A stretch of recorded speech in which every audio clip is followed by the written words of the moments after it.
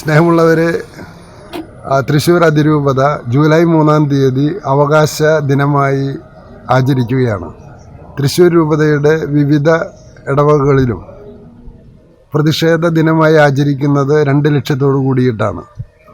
ഒന്ന്, ക്രൈസ്തവരുടെ പിന്നോക്കാവസ്ഥ പരിഹരിക്കാൻ വേണ്ടി നടപ്പിലാക്കാൻ ഉദ്ദേശിച്ചിട്ടുള്ള JB കമ്മീഷൻ്റെ റിപ്പോർട്ട് പൂർണ്ണമായി പ്രസിദ്ധീകരിക്കുകയോ മേൽനടപടികളിലേക്ക് പ്രവേശിക്കുകയോ ചെയ്യാതെ കോൾഡ് ഫ്രീസറിൽ വെച്ചിരിക്കുകയാണ് സർക്കാർ. ഈ നയത്തിനെതിരെയാണ് തൃശ്ശൂർ അതിരൂപതയുടെ നേതൃത്വത്തിൽ വൻ പ്രതിഷേധ പരിപാടികൾ ആസൂത്രണം ചെയ്തിരിക്കുന്നത്.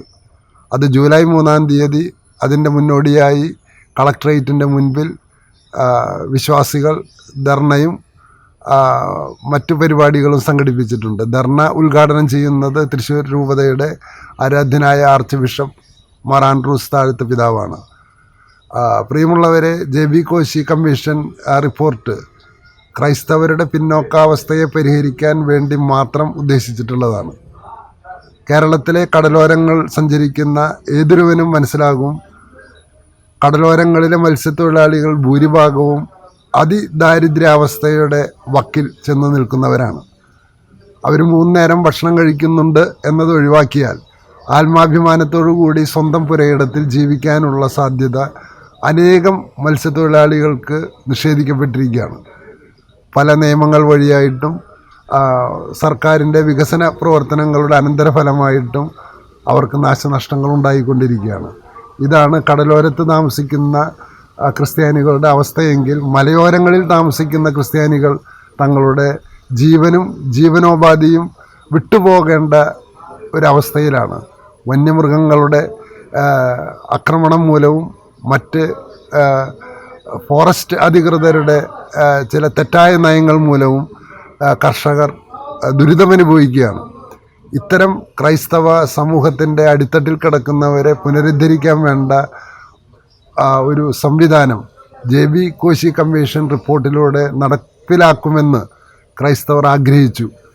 എങ്കിലും അത് ഒരിക്കലും നടപ്പിലാക്കാത്ത വിധം അത് ഫ്രീസറിൽ എടുത്തു വച്ചിരിക്കുന്ന ഇത് സർക്കാരിൻ്റെ ഈ തെറ്റായ നയത്തിനെതിരെയാണ് ഞങ്ങൾ പ്രതിഷേധ പരിപാടികൾ സംഘടിപ്പിച്ചിരിക്കുന്നത്. മാത്രമല്ല, ജൂലൈ 3 ക്രൈസ്തവരെ സംബന്ധിച്ച്, പ്രത്യേകിച്ച് സീറോ മലബാർ ക്രൈസ്തവരെ സംബന്ധിച്ച് ഒരു പുണ്യദിനമാണ്. ആ ദിനം അവധി പ്രഖ്യാപിക്കണം എന്നതാണ് ഞങ്ങളുടെ 2ാമത്തെ ആവശ്യം.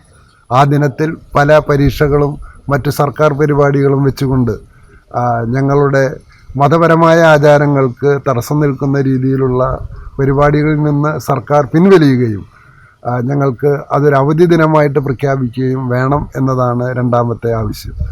ഇത് ഒരു സൂചന മാത്രമാണെന്ന് സർക്കാരിനെ ഓർമ്മിപ്പിക്കുകയാണ്.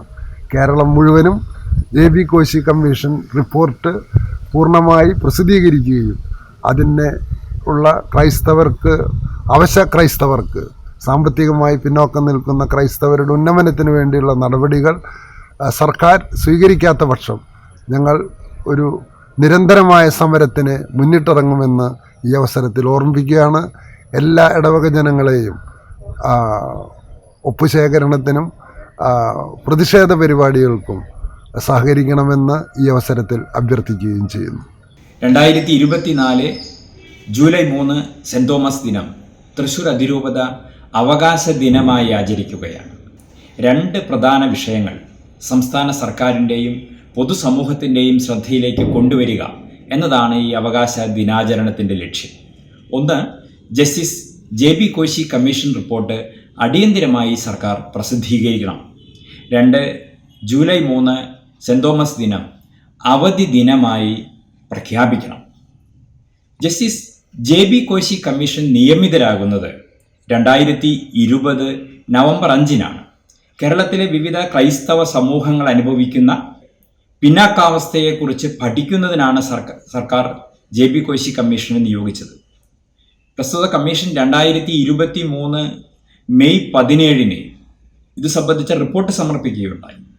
13 മാസങ്ങൾ പിന്നിട്ടിട്ടും ഈ റിപ്പോർട്ടിനെ കുറിച്ച് ചർച്ചകൾ ആരംഭിക്കാനോ മതമേലധ്യക്ഷന്മാരുമായോ സമുദായ നേതാക്കന്മാരുമായോ ആശയവിനിമയം നടത്താനോ ഇതുവരെ സർക്കാർ തയ്യാറായിട്ടില്ല എന്നുള്ളത് ഞങ്ങൾ കടുത്ത വിവേചനമായി കാണുകയാണ്.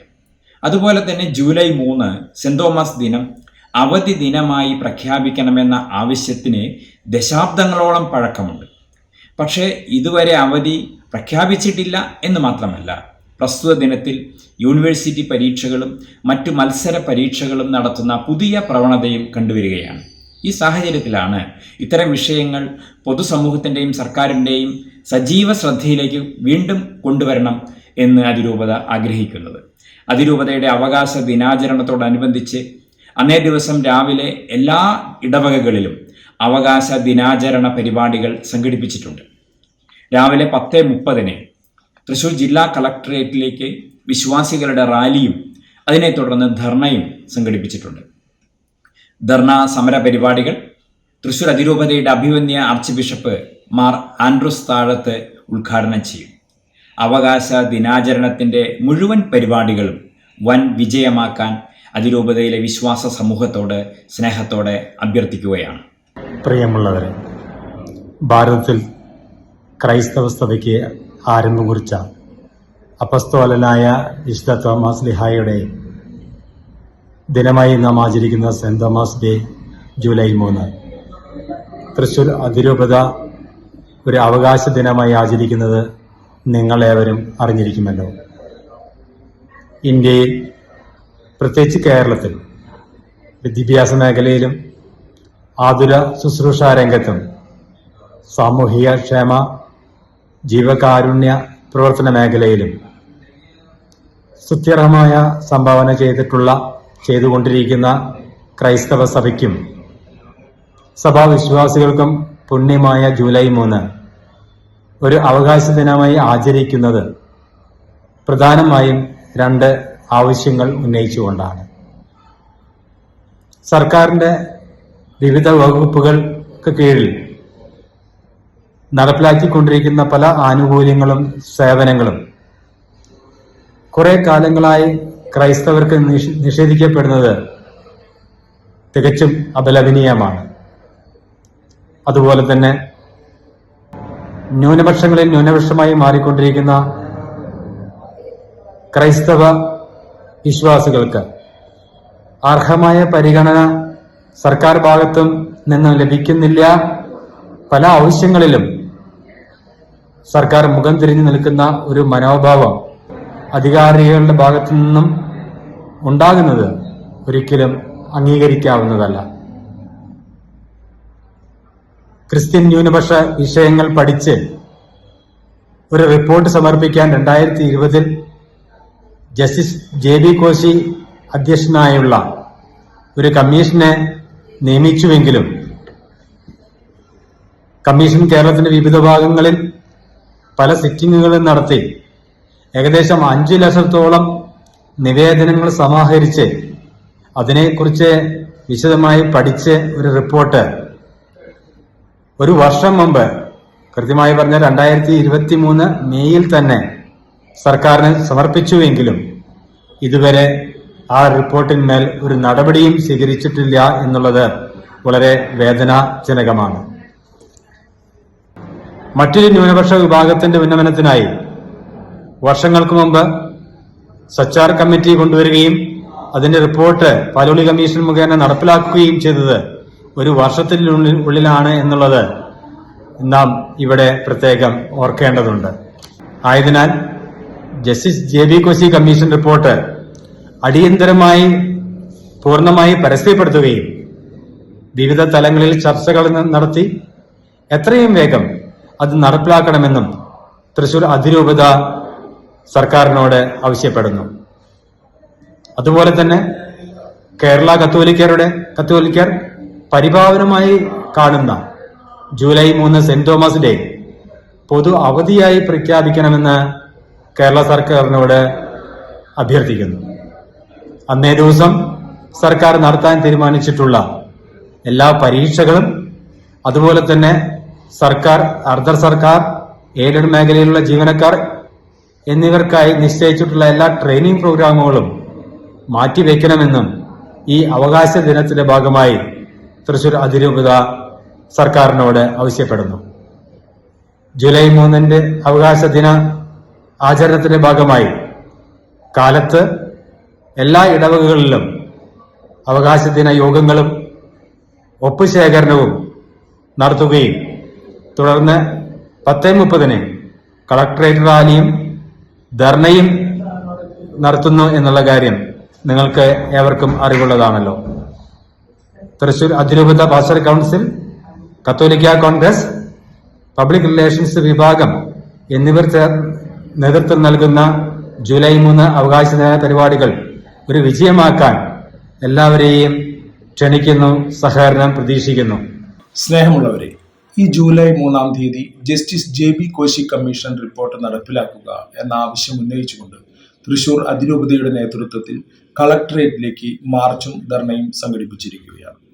എന്താണ് justice JB Koshy commission report? കേരളത്തിലെ വിവിധ ക്രൈസ്തവ സമുദായങ്ങളിലെ സാമ്പത്തികവും സാമൂഹികവും വിദ്യാഭ്യാസപരവുമായി അടിച്ചമർത്തലുകളും അവഗണനകളും നേരിടുന്ന വിഭാഗങ്ങളെക്കുറിച്ച് പഠിച്ച് വിശദമായി റിപ്പോർട്ട് സമർപ്പിക്കാൻ സർക്കാർ നിയമിച്ച കമ്മീഷനാണ് ജസ്റ്റിസ് JB കോശി കമ്മീഷൻ. 2020 നിയമിക്കപ്പെട്ട ഈ കമ്മീഷനിൽ 3 അംഗങ്ങളാണ് ഉണ്ടായിരുന്നത്. Justice JB Koshy, doctor Christy Fernandez, മുൻ DGP ജേക്കബ് പുന്നൂസ്.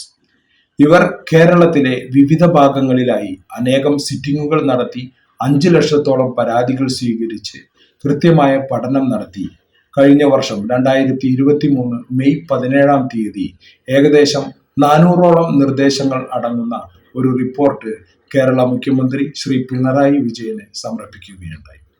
1 വർഷത്തിലേറെയായിട്ടും ഈ റിപ്പോർട്ട് പ്രസിദ്ധപ്പെടുത്തുന്നതിനോ നടപ്പിലാക്കുന്നതിനോ സർക്കാർ തയ്യാറായിട്ടില്ല എന്നുള്ളതിലാണ് നമ്മുടെ പ്രതിഷേധം. ഇതോടുകൂടെ കൂട്ടിച്ചേർത്ത് വായിക്കേണ്ട ഒരു കാര്യം കൂടിയുണ്ട്.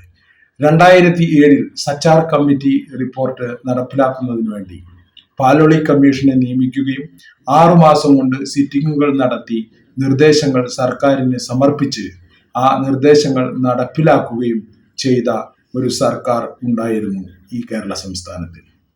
ആ നിർദ്ദേശങ്ങൾ പ്രസിദ്ധപ്പെടുത്തുകയും ചെയ്തിരുന്നു.